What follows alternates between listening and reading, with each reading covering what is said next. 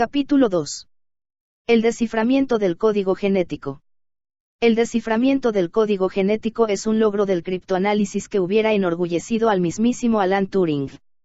Su descodificación se llevó a cabo en poco más de una década gracias al esfuerzo y la colaboración de científicos de todo el mundo y sentó las bases para la futura lectura y reescritura de la información genética. A principios de la década de 1940 ya se sabía que los genes pasaban de generación en generación e influían sobre la forma y el comportamiento de los seres vivos. Pero lo que todavía resultaba un misterio era cómo contenían y transmitían la información. Desvelar su naturaleza química y su composición arrojaría luz sobre los numerosos interrogantes que todavía permanecían abiertos e impulsaría definitivamente el estudio de la genética. En este sentido fue fundamental la aportación del genetista estadounidense Thomas Hunt Morgan, quien, gracias a sus experimentos con moscas de la especie Drosophila, consiguió demostrar la vinculación de unas estructuras del núcleo de las células, los cromosomas, con la herencia.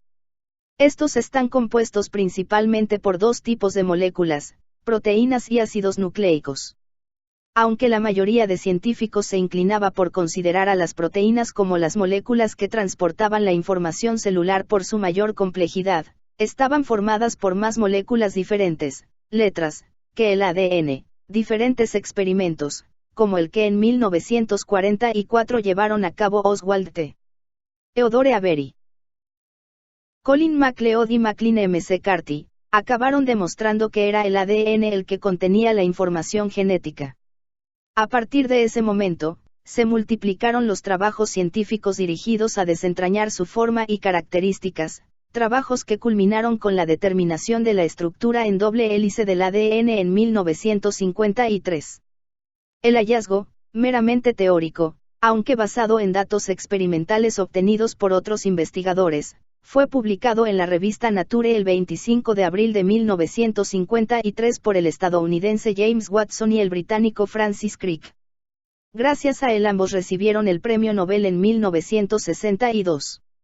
La estructura de la doble hélice se mantenía por la complementariedad entre las bases del ADN. Las adeninas de una cadena siempre se unen a las timinas de la otra cadena, las citosinas de una cadena siempre reconocen a las guaninas. Estas parejas, A, T, y C, G, además, presentan un tamaño prácticamente idéntico, lo que hace que la doble hélice se mantenga inalterada sea cual sea su secuencia de nucleótidos. Si el tamaño de cada pareja fuera ligeramente diferente, la forma de la doble cadena del ADN dependería de qué parejas la formasen en cada organismo. Pero las dobles cadenas de todos los organismos, con secuencias evidentemente distintas, son idénticas en cuanto a su forma. El papel del ARN. Este importantísimo descubrimiento evidenciaba la estructura del ADN, pero dejaba sin resolver en qué lenguaje se escribía y leía. Los propios autores del modelo, Watson y Crick, postularon entonces que parece probable que la secuencia precisa de bases, las letras del ADN, es el código que contiene la información genética.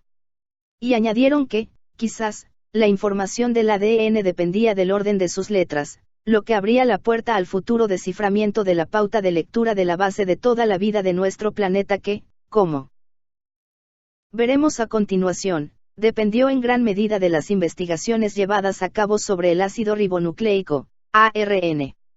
La investigación sobre el código genético no hubiera sido posible sin la colaboración de científicos de todo el mundo. Un ejemplo de este ambiente cooperativo fue la creación del Club de las Corbatas de ARN, fundado por el físico y divulgador ucraniano George Gaimov, y llamado así porque sus 20 miembros llevaban frecuentemente una corbata con una hélice bordada, que diseñó el propio Gaimov. Entre los integrantes de este selecto club destacan los físicos Richard Feynman y Max Delbruck, el bioquímico Erwin Chargaff o a los propios James Watson y Francis Crick. 6 de los miembros del club acabaron siendo reconocidos con el premio Nobel, aunque ninguno de ellos específicamente por el desciframiento del código. Así, basándose en el intercambio de información tanto en las reuniones presenciales como mediante la correspondencia postal, el club tenía el objetivo de descifrar un código genético que, como cada vez resultaba más claro, relacionaba el ARN con las proteínas. Eso era así porque durante las 2 décadas anteriores a la fundación del club se habían ido acumulando evidencias experimentales sobre el papel que desempeñaba el ARN en la célula. Se había determinado, por ejemplo, que mientras que el ADN se encontraba en el núcleo, el ARN se situaba principalmente fuera de este, en el citoplasma, en el mismo lugar en el que se produce la síntesis de las proteínas. No obstante, algunos artículos también indicaban que el ARN se podía estar sintetizando en el núcleo, lo que lo relacionaría directamente con el ADN. El ARN, por tanto, parecía estar vinculado por un lado con las proteínas y por el otro con el ADN. Más adelante se comprobó que las células que fabrican grandes cantidades de proteínas presentan también cantidades elevadas de ARN y que el uracilo, el nucleótido exclusivo del ARN, era imprescindible para la fabricación de proteínas. A raíz de todos estos resultados, algunos autores postularon que el ARN actuaría como intermediario entre el ADN y las proteínas. De alguna manera, el ARN se fabricaría en el núcleo a partir del ADN, seguramente gracias a la misma complementariedad entre bases de la doble hélice del propio ADN, y saldría fuera del núcleo donde serviría de molde para la fabricación de proteínas. El código que se quería descifrar era el que relacionaba el idioma de ese ARN con el idioma de las proteínas. Una de las primeras aproximaciones del Club de las Corbatas al desciframiento del código vino de la mano de Gamow y se basó en cálculos de combinatoria. Como los dos idiomas presentan distinto número de posibles elementos, 4 y 20, no puede haber una correspondencia de un elemento con un elemento. Si cada uno de los 4 nucleótidos correspondiese a un aminoácido, quedarían 16 aminoácidos sin correspondencia. Los nucleótidos debían leerse agrupados, quizá de 2 en 2, o de 3 en 3, o de 4 en 4, etc. Supongamos que cada aminoácido está codificado por una pareja de nucleótidos. ¿Cuántas parejas de nucleótidos podemos formar? Podemos tener a AC, AG, AU, K, CC, CG, CU, GA, GC, GG, GU, UA, UC, UG, UU. Es decir, 16 posibles parejas. Un número insuficiente ya que existen 20 aminoácidos. 4 aminoácidos quedarían sin correspondencia. Gamow defendía que las letras del ARN se leían de 3 en 3, por tríos o tripletes. ¿Cuántos tríos podemos formar? AAA, AAC, AAG, AAU, AK, etc. Podemos calcular el número total si consideramos que para la primera posición tenemos 4 posibles letras que se combinan con otras 4 posibles letras en la segunda posición, 4x4 igual a 16 parejas, y con otras 4 posibles letras en la tercera posición, 4x4x4 igual a 64 tripletes. Los 64 tripletes permiten codificar los 20 aminoácidos, no hay ningún aminoácido sin asignar. Una pauta de lectura por tripletes implicaba que existiesen tripletes sinónimos que codificasen para un mismo aminoácido. Gamow especulaba, además, que la lectura del ARN era solapante, es decir, que cada palabra se leía avanzando una o 2 letras. En el primer caso, una misma letra pertenecería a 3 tripletes distintos y, en el segundo, una letra pertenecería a 2 tripletes distintos. La lectura solapante de los tripletes avanzando una sola letra de Aumbo y sin una uña del pi por tripletes daría como resultado la frase Aun umuben boboyois. Su lectura avanzando 2 letras tras leer una palabra nos devolvería la frase Aun boi sin nanau. La lectura no solapante de la misma secuencia nos devolvería la frase Aun boi sin una uña del pie. La lectura solapante implicaba algunas características de las proteínas que no parecían observarse en los experimentos. Así, si suponemos que los tripletes del ARN se solapan en 2 letras, una secuencia como AUCG-AUCGA se empezaría de tal manera que el primer triplete sería AUC y el segundo contendría las 2 últimas letras, UC, del primer triplete más una letra nueva, G, dando lugar a un segundo triplete, UC. G, como esta nueva letra solo podría ser A, C, G, O, ya que no hay más letras en el ARN, al aminoácido determinado por AUC. Fuese el que fuera, siempre le seguiría un aminoácido de entre 4 posibles, codificados por UCA, UCC, UCG o UCU. Los aminoácidos de la secuencia de una proteína estarían, en parte, determinados por el aminoácido anterior. Por aquella época se había empezado a leer la secuencia de aminoácidos de diferentes proteínas y se comprobó que no había agrupaciones de aminoácidos preferentes. Después de un aminoácido se podía encontrar cualquiera de los 20 aminoácidos y no solo 4 posibilidades. Un aminoácido no condicionaba a los aminoácidos que le seguían. Además, según el modelo de la lectura solapante, la mutación de una sola letra del ARN afectaría a 3 aminoácidos. Así, en la secuencia AUCG la mutación de la primera C por una U, AUG afectaría a 3 tripletes, AU, UG y UGA, y, por tanto, a 3 aminoácidos. Las evidencias que se fueron acumulando parecían indicar que una mutación en una letra del ARN afectaba a un solo aminoácido. A raíz de los experimentos, la lectura solapante fue perdiendo fuerza y se descartó definitivamente en 1961.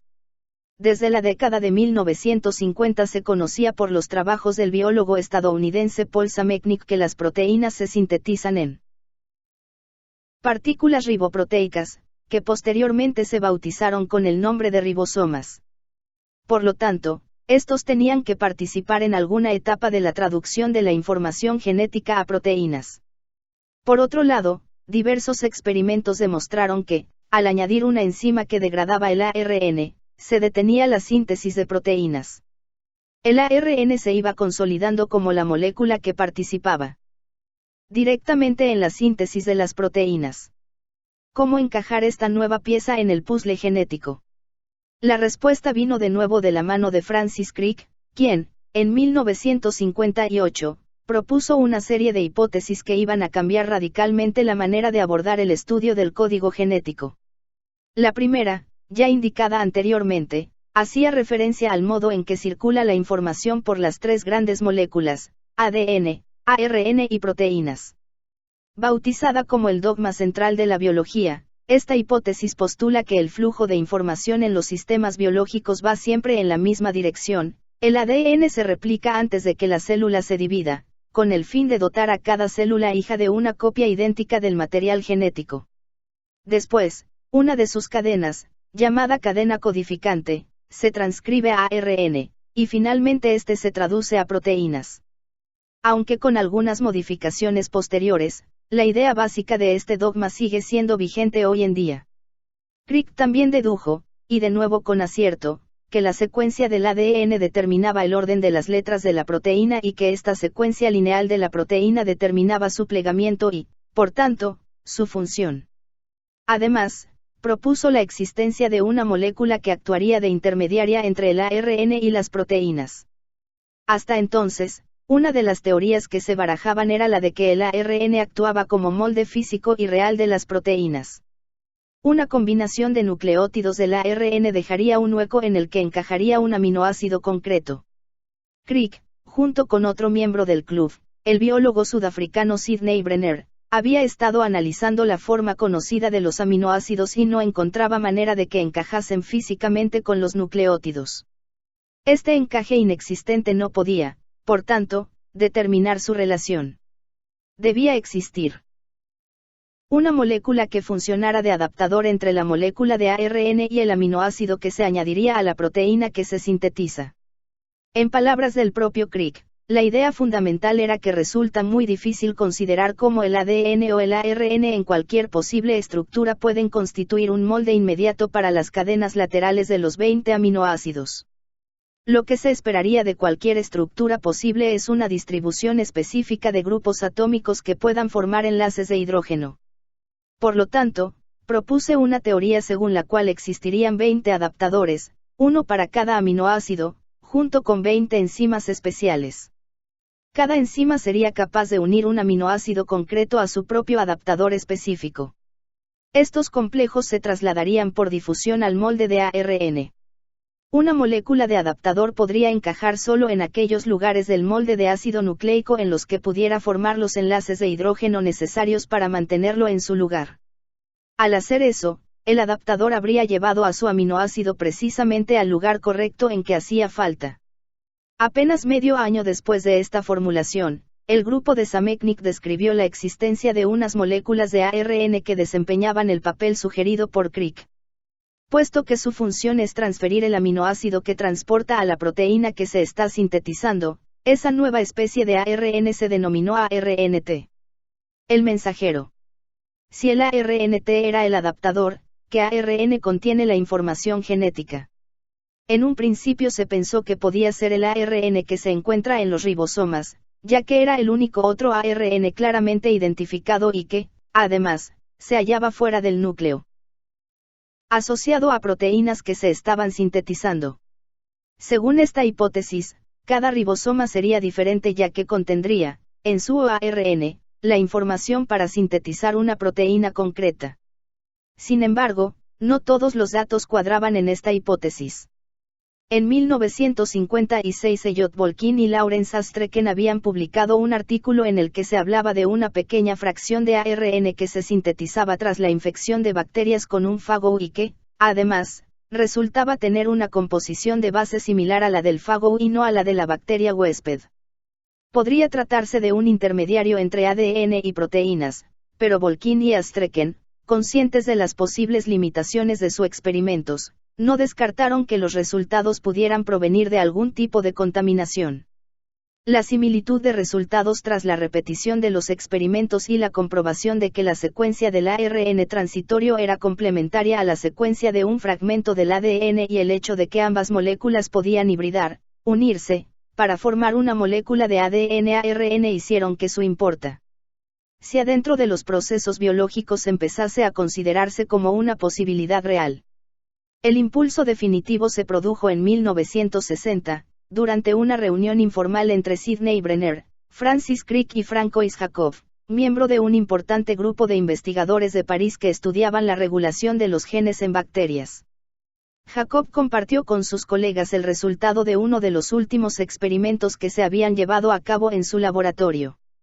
En él se había marcado un gen bacteriano con fósforo radiactivo que luego, a través de la desintegración del fósforo, se destruía. El resultado era claro, tras destruir el gen no se encontraba enzima. Cuando faltaba el gen, la síntesis de proteínas se detenía, lo que excluía que el intermediario entre el ADN y las proteínas fuera un intermediario estable, pues éste hubiera podido mantenerse en ausencia del gen. Ante estos resultados, Crick y Brenner apuntaron la posibilidad de que este ARN fuera el intermediario real entre el ADN y las proteínas. Para confirmarlo, Brenner y Jacob decidieron que cultivarían bacterias en un medio con isótopos pesados, las infectarían con fagos y después las pasarían a un medio con isótopos ligeros al que añadirían fósforo radiactivo. Tras eso, separarían los ribosomas bacterianos en un gradiente de cloruro de cesio y, si sus deducciones eran ciertas, el pico de radiactividad debería asociarse únicamente con los ribosomas pesados, los preexistentes. Tras unos meses en el laboratorio de Matthew Meselsen pusieron a punto las condiciones y confirmaron su teoría, habían identificado el ARNM. Los ribosomas no llevaban, pues, ninguna información sobre las proteínas que sintetizaban, sino que se limitaban a leer el ARNM. Si se quería descifrar el código genético, se tenía que descifrar, concretamente, el código del ARNM. La clave vino de la mano de un joven investigador estadounidense, Marshall Nirenberg, quien, en 1961 y en colaboración con el alemán Heinrich Mata, expuso unos resultados que dejaron asombrado a Francis Crick hasta el punto de afirmar que con dicho descubrimiento estamos llegando al final de una era en la biología molecular. Si la estructura del ADN fue el fin del principio, el descubrimiento de Nirenberg y Mata es el principio del fin. La primera letra. Los experimentos que Nirenberg presentó en 1961 se basaban en el uso de una enzima, la polinucleótido fosforilasa, descubierta por el científico español Severo Ochoa y que le valió el premio Nobel en 1959. Esta enzima, dentro de la célula, desmonta el ARN pieza a pieza, es decir, va desgranando una hebra de ARN liberando sus nucleótidos. La mayoría de las reacciones que tienen lugar en nuestras células, por no decir todas, son reversibles, es decir, pueden ocurrir en un sentido o en el contrario. Si se modifican algunas variables, se puede conseguir que una enzima participe en la reacción inversa. Si una reacción une A y B para formar C, se pueden modificar las condiciones para, a partir de C, obtener A y B. En el caso de la polinucleótido fosforilasa identificada por Ochoa, en condiciones controladas, se conseguía que la enzima sintetizase una cadena de ARN a partir de nucleótidos sueltos. Como la enzima fabrica el ARN sin ningún molde, incorpora las piezas, los nucleótidos de A, C, G y U, al azar. La idea que perseguían tanto Nirenberg como Ochoa, y que en esa carrera ganaría el primero, consistía en utilizar dicha enzima pero ofreciéndole solo un tipo de nucleótidos, por ejemplo, los de uracilo. En este caso, la enzima sintetizaría largos ARN formados por repeticiones de nucleótidos de uracilo. Nirenberg y Mata habían estudiado y perfeccionado un sistema de producción de proteínas sin células que consistía en una mezcla de los elementos necesarios para sintetizar una proteína y contenía, entre otros, ribosomas, ARN y aminoácidos. Algunos de los aminoácidos estaban marcados radiactivamente para poder seguir la producción de proteínas. En sus experimentos habían comprobado que la síntesis de proteínas se iniciaba cuando añadían ARN plantilla o modelo, es decir, el ARNM, aunque el uso de esta denominación aún no se había extendido.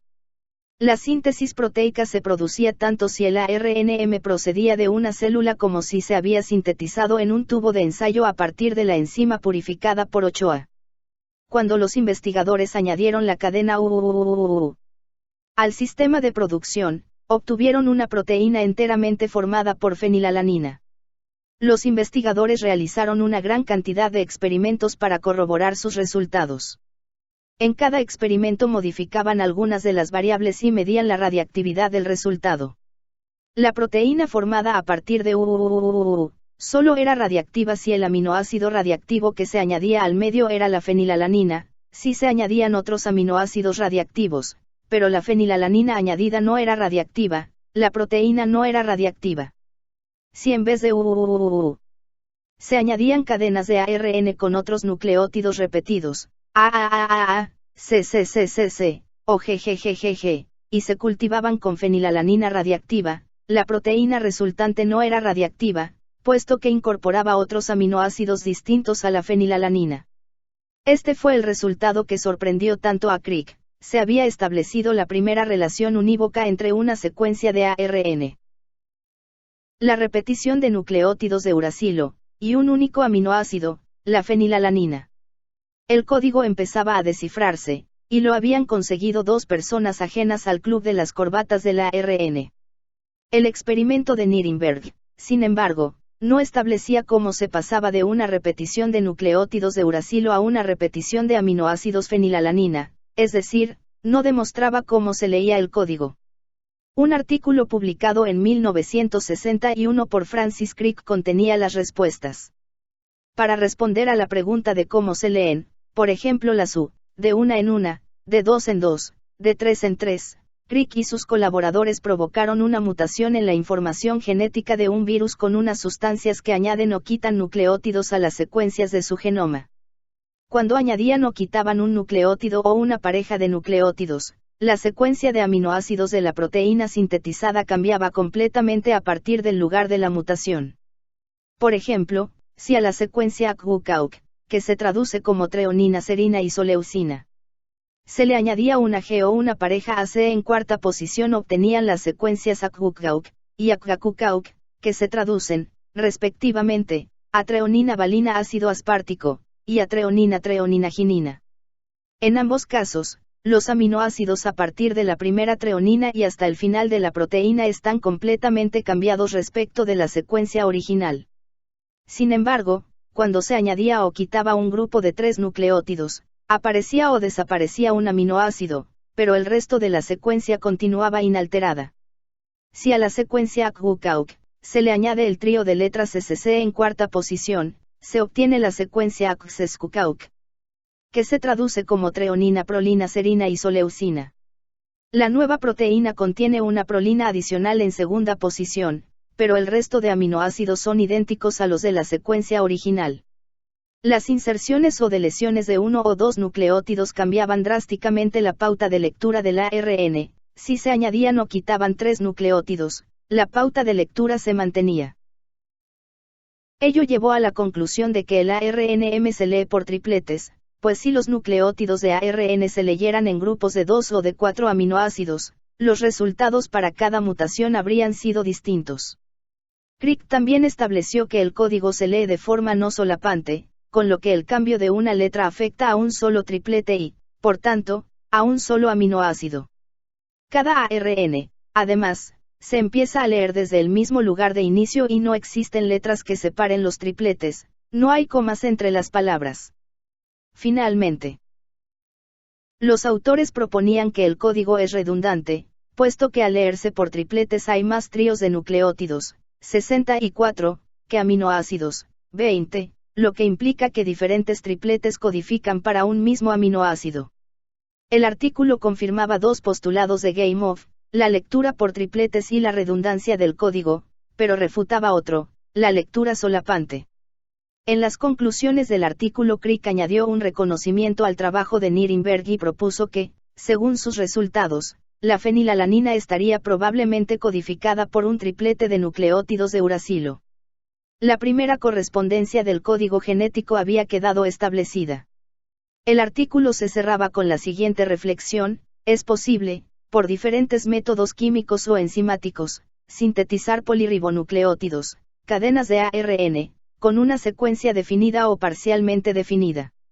Si estos, a su vez, producen polipéptidos específicos, el problema del código está abierto de par en par para ser atacado experimentalmente, y de hecho muchos laboratorios, incluyendo el mío, ya están trabajando en ello. Si la lectura del código es la que nuestros resultados sugieren, y el código es universal, entonces el código genético podría estar resuelto en un año. Esta previsión, aunque resultó ser optimista, dejaba claro que el desciframiento era solo una cuestión de tiempo. Un tiempo, además, muy corto. Mientras se iniciaba el desciframiento del código del ARN, otros investigadores, como el bioquímico estadounidense Robert Halley, habían centrado su atención sobre el ARNT. Sus investigaciones contribuyeron a demostrar que se trataba de moléculas de ARN unidas cada una de ellas a un aminoácido específico. La determinación de su estructura y su secuencia permitieron establecer que todos los ARNT presentaban la misma forma, con un aminoácido en un extremo de la molécula y 3 nucleótidos, anticodón, en un bucle de la misma que son complementarios al triplete al que se unen. El ARNT que lee UU, codón, por ejemplo, presenta una secuencia AAA, anticodón, en un determinado bucle, que es complementaria al UU que reconoce, y una fenilalanina en el extremo contrario. El descifrado probabilístico. Tras el éxito con el triplete de uracilo, se sintetizaron cadenas de ARN que solo contenían o bien A, o bien C o bien G. El ARN solo con A, sintetizaba una proteína formada exclusivamente por lisinas. Las cadenas CCCCC producían proteínas con solo prolinas. Los resultados con cadenas GGGGGG, aunque esquivos al principio, mostraron que GGG codificaba para la glicina. Se habían establecido, por tanto, 3 nuevas relaciones del código genético, AA y lisina, CCC y prolina, GGG y glicina. Las repeticiones de un solo nucleótido son fáciles de obtener, únicamente se necesita cultivar la enzima polinucleótido fosforilasa descubierta por Severo Ochoa con una mezcla de nucleótidos en la que haya nucleótidos de un tipo. ¿Qué pasa, sin embargo, cuando se cultiva la enzima con una mezcla de nucleótidos de 2 tipos distintos? Recordemos que, al no necesitar molde, la enzima fabrica el ARN uniendo las piezas al azar. Si la cultivamos con nucleótidos de uracilo y citosina, por ejemplo, la enzima genera una cadena en la que alterna de manera aleatoria las 2 letras. Si se sintetizan proteínas a partir de los ARN resultantes de esta mezcla de UYC, se obtienen proteínas con otros aminoácidos como prolinas, glutaminas, histidinas, treoninas, asparaginas y lisinas. En aquella época no había ninguna manera de leer la cadena de nucleótidos que se generaba, con lo que establecer las relaciones entre los tripletes formados por dos letras distintas y los aminoácidos correspondientes requería un refinamiento de la aproximación que incorporase cálculos probabilísticos. Si tenemos una mezcla con la misma cantidad de U y C y generamos tripletes al azar, hay un 50% de probabilidades de incorporar un U y un 50% de incorporar una C en la primera posición. Dicho de otra manera, de cada 100 veces que escojamos una letra es de esperar que 50 veces corresponda a una U. En probabilidad, en vez de referirnos a un conjunto de 100 casos, los cálculos se realizan asumiendo un único caso. Podemos obtener este valor dividiendo entre 100 los valores con el tanto por ciento. Así, para la primera posición tenemos una probabilidad de 0,5 de encontrar una U y una probabilidad de 0,5 de encontrar una C. La probabilidad para las siguientes posiciones es exactamente la misma. Podemos calcular las probabilidades de obtener cada triplete multiplicando la probabilidad de encontrar cada nucleótido en una posición concreta. Así, la probabilidad que tiene la enzima de fabricar un triplete UCU en estas condiciones es de 0,125, que resulta de multiplicar 0,5 para la primera U por 0,5 para la C en segunda posición y por 0,5 para la última U. Si utilizamos una mezcla de U y C en proporciones iguales, tenemos una probabilidad del 12,5% de obtener el triplete UCU. En la tabla siguiente se pueden observar las probabilidades para todos los tripletes resultantes de esta mezcla que, en este caso, son iguales para todos ellos. Triplete, UU, cálculo, 0,5x 0,5x 0,5, probabilidad, 0,125, porcentaje, 12,5 triplete, UUC, cálculo, 0,5x 0,5x 0,5, probabilidad, 0,125, porcentaje, 12,5 triplete, UCU, cálculo, 0,5x 0,5x 0,5, probabilidad, 0,125, porcentaje, 12,5 triplete, UCC, cálculo, 0,5x 0,5x 0,5, probabilidad, 0,125, porcentaje. 12,5 triplete, CU, cálculo, 0,5x 0,5x 0,5, probabilidad, 0,125, porcentaje, 12,5 triplete, CUC, cálculo, 0,5x 0,5x 0,5, probabilidad, 0,125, porcentaje, 12,5 triplete, CCU, cálculo, 0,5x 0,5x 0,5, probabilidad, 0,125, porcentaje, 12,5 triplete, CCC, cálculo, 0,5x 0,5x 0,5, probabilidad, 0,125. Porcentaje, 12,5 total, probabilidad, 1, porcentaje, 100. ¿Qué ocurre, sin embargo, si en la mezcla de nucleótidos hay más de un tipo que de otro? Supongamos que preparamos una mezcla en la que hay un 60% de C y un 40% de U. Las probabilidades de coger, al azar, una C en cualquiera de las posiciones son ahora del 60%, P igual a 0,6. Y del 40%, P igual a 0,4, para la U. Así, la probabilidad de obtener UCU es de 0,096, que resulta de multiplicar una probabilidad de 0,4 de obtener la primera U, por la probabilidad 0,6 de obtener la C, por el 0,4 de la última U. Si utilizamos una mezcla del 60% de C y el 40% de U, tenemos una probabilidad del 9,6% de encontrar una UCU. Las probabilidades para los posibles tripletes quedaría como sigue: triplete, UU, cálculo, 0,4x 0,4x 0,4, probabilidad, 0,064, porcentaje, 6,4. Triplete, UUC, cálculo, 0,4x 0,4x 0,6, probabilidad, 0,096, porcentaje, 9,6. Triplete, UCU, cálculo, 0,4x 0,6x 0,4, probabilidad, 0,096, porcentaje, 9,6. Triplete, UCC, cálculo, 0,4x 0,6x 0,6, probabilidad, 0,144, porcentaje, 14,4. Triplete, CU, cálculo, 0,6x0,4x0,4, probabilidad, 0,096, porcentaje, 9,6. Triplete, CUC, cálculo, 0,6x0,4x0,6, probabilidad, 0,144, porcentaje, 14,4. Triplete, CCU, cálculo, 0,6x0,6x0,4, probabilidad, 0,144, porcentaje, 14,4. Triplete, CCC, cálculo, 0,6x0,6x0,6, probabilidad, 0,216, porcentaje, 21,6. Total, probabilidad, 1, porcentaje, 100. Modificando la proporción en la mezcla inicial de nucleótidos se obtienen ARN cuyos tripletes tienen una proporción determinada y distinta entre sí, hecho que debería verse reflejado en la proporción de los aminoácidos que formarán la proteína a partir de ese ARN. El equipo de Nirenberg realizó el experimento mezclando UYC en la proporción de 60 horas y 40 minutos que nos ha servido para calcular la tabla y obtuvo proteínas que analizó para comprobar de qué aminoácidos estaban formados y cuál era su proporción.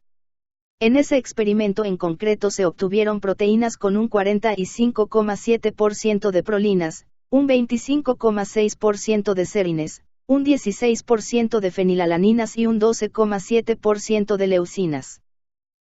A priori estos valores no encajan con los valores de los tripletes de la tabla, pero ofrecen algunas pistas. Así, por ejemplo, se sabía que UU codificaba para fenilalanina, con lo que se esperaba que la fenilalanina apareciera en una proporción igual o mayor a la proporción de este triplete, 6,4% en este caso. La proporción de fenilalanina es del 16%, mayor que el 6,4% de UU.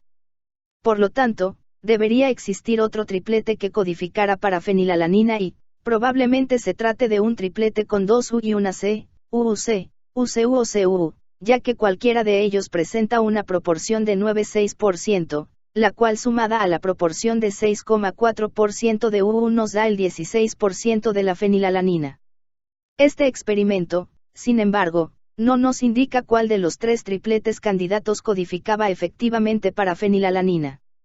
Los investigadores también tenían que tener en cuenta las desviaciones de los resultados debidas al propio azar y al error asociado a cualquier resultado experimental.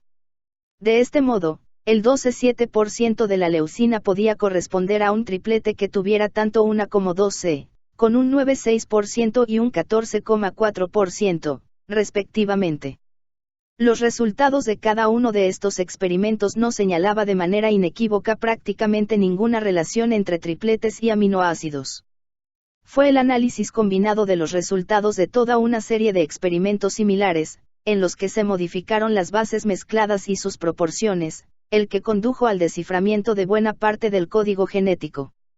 El desciframiento completo se estaba resistiendo y no se había producido en un año, como habían propuesto Crick y sus colaboradores. Además, en 1962, empezaban a aparecer codones, es decir, tripletes, que no se ajustaban a lo esperado, tripletes sin sentido. Se comprobó que algunas mutaciones provocaban que las proteínas quedaran truncadas, ya que provocaban que, a partir de la posición en la que estaban dichas mutaciones, no se añadiesen ni se quitasen nuevos aminoácidos. Eran mutaciones puntuales sin sentido. ¿Cómo podía un cambio de letra provocar no un cambio de aminoácido, sino un cambio en el tamaño de la proteína sintetizada? Con el tiempo se comprobó que la respuesta se encontraba en que algunos tripletes no codifican para ningún aminoácido, sino que indican al ribosoma que la síntesis de proteína debe finalizar. El primer triplete sin sentido que se describió en 1965 recibió la denominación de ámbar, por la traducción del apellido Bernstein, piedra caliente, de un amigo alemán de los investigadores que lo describieron, Brenner, Streeten y Kaplan. Esto condicionó el nombre de los siguientes tripletes sin sentido que se identificaron, denominándole ocre y ópalo. Al poco de ser descritos los tres, se estableció su secuencia, UAG, UAA y UGA. Como son tripletes que al ser leídos provocan la parada de la traducción, se agruparon bajo el apelativo de codones stop. Pocos años más tarde, se demostró que también existía un codón para señalar el inicio de la traducción. El codón inicio AUG, a diferencia de los stop, codificaba también para un aminoácido, la metionina. Se trata de un codón polisémico, ya que tiene dos significados, indicar el inicio de la síntesis y codificar la metionina. Nuevas técnicas. El impulso definitivo al desciframiento completo del código vino de la mano de la aplicación de nuevas técnicas experimentales, como la bautizada como polinucleóticlos de secuencia alternante, que consistía en la construcción de cadenas de ADN a partir de la repetición de bloques de 2, 3 o 4 nucleótidos. Así, a partir de la repetición del bloque TC, se obtendría la cadena TC-TC-TC-TC-TC-TC-TC. A partir del bloque CCA, obtendríamos la secuencia CCA-CCA-CCA-CCA-CCA, o a partir del bloque TCTA, obtendríamos el ADN TCTA-TCTA-TCTA-TCTA-TCTA. Estas cadenas de ADN, por métodos enzimáticos, se transcribirían a moléculas de ARN con secuencias conocidas, ya que deben ser complementarias a las secuencias del ADN, lo que supuso un gran avance respecto a las cadenas de ARN de secuencia aleatoria, utilizadas en los experimentos anteriores. De hecho, se consideró un avance tan crucial que el mayor experto en la técnica, Hargo Kourane, compartió el Premio Nobel de 1968 con Nirenberg y Halley.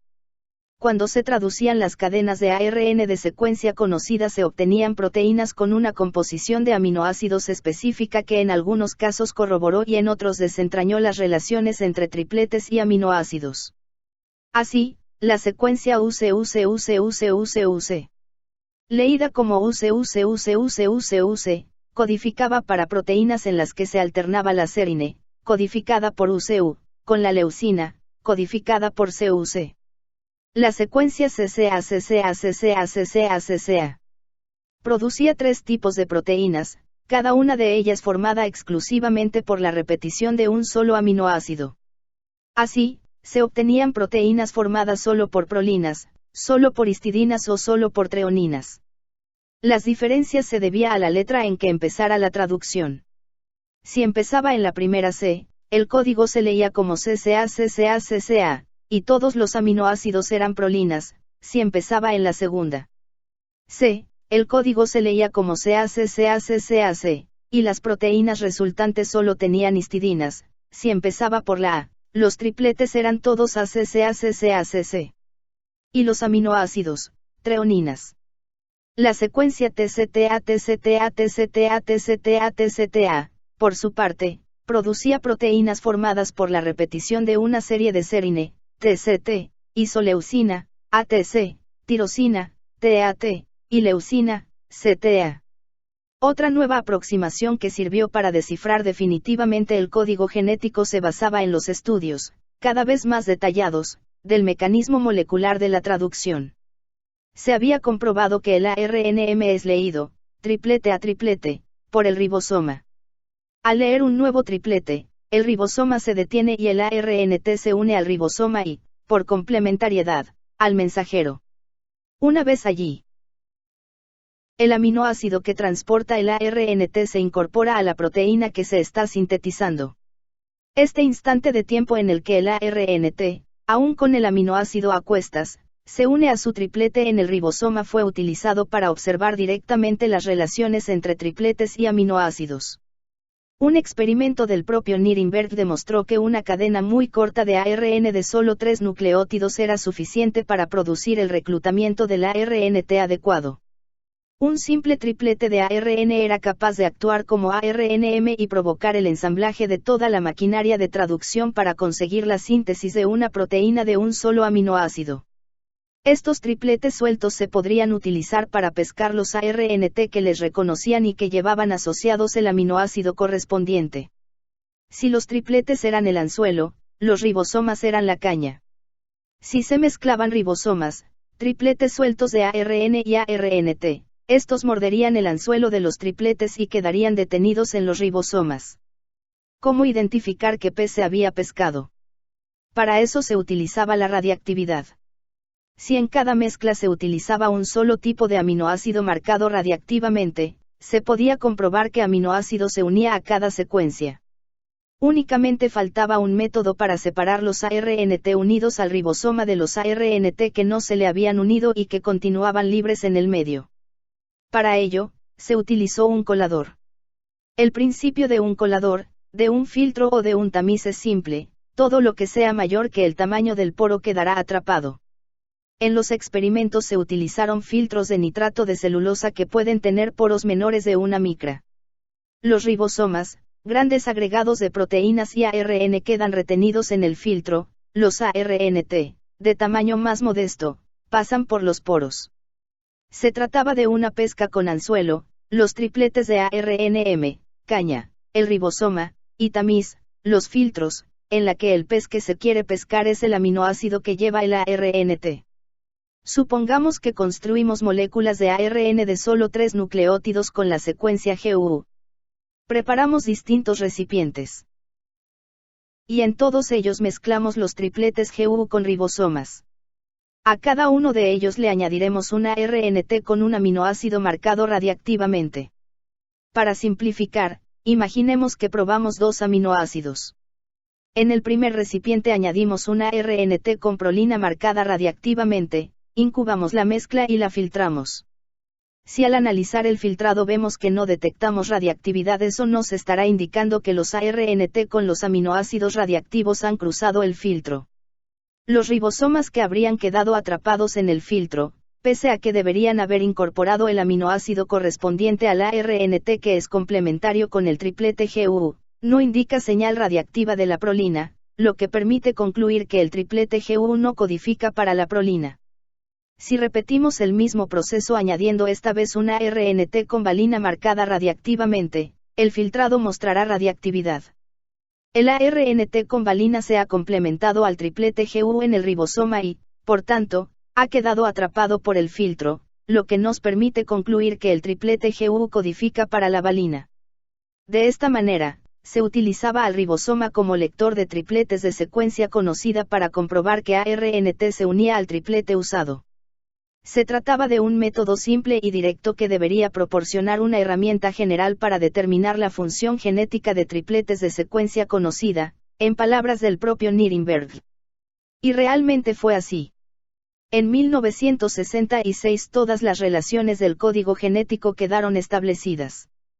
La humanidad había sido capaz de descifrar el diccionario que permitía la comunicación entre las dos principales moléculas de la vida. Las posibilidades que ofrecía tal hazaña intelectual parecían inconmensurables. El desciframiento del código sentó las bases para la futura lectura y reescritura de la información genética. La lectura del ADN culminó con el proyecto Genoma Humano que, en el año 2001, publicó la primera secuencia completa de toda la información genética contenida en la célula de una persona. Nunca antes habíamos tenido la posibilidad de conocernos tan profundamente. La reescritura de la información genética, junto con el carácter universal del código, nos ha permitido desde introducir genes de una especie a otra para producir fármacos como la insulina a curar enfermedades de origen genético en humanos. Todos estos avances no hubieran sido posibles sin la aventura intelectual que tuvo lugar entre 1953 y 1966, y que ha conducido a la humanidad hacia nuevos horizontes jamás imaginados. Experimentos de pulso y caza. Los estudios que condujeron al desciframiento del código y al papel que desarrollaba el ARN en el flujo de información genética no se podrían haber realizado en aquel momento sin el uso de materiales radiactivos, los cuales permiten seguir las moléculas construidas a partir de precursores marcados radiactivamente. En los denominados experimentos de pulso y caza se incuban las células en un medio con un componente marcado radiactivamente como, por ejemplo, el nucleótido uracilo. Esta primera incubación se conoce como pulso. Después, se incuban las mismas células en un medio sin ningún componente radiactivo para observar dónde se ha utilizado la molécula radiactiva del medio anterior, es decir, se caza la molécula radiactiva. En el caso de las células incubadas con uracilo radiactivo, pulso, cuando se pasan a un medio sin radiactividad y se sigue el rastro de la radiactividad, casa, se observa como justo después del pulso, el uracilo se sitúa en moléculas de ARN dentro del núcleo, se está transcribiendo ARN con el URAC. Hilo radiactivo. Pasado un tiempo corto, el ARN radiactivo sale al citoplasma, donde se degrada. Estos experimentos permitieron establecer dónde se sintetiza el ARN y constatar que había tipos de ARN de vida muy corta que se degradan rápidamente.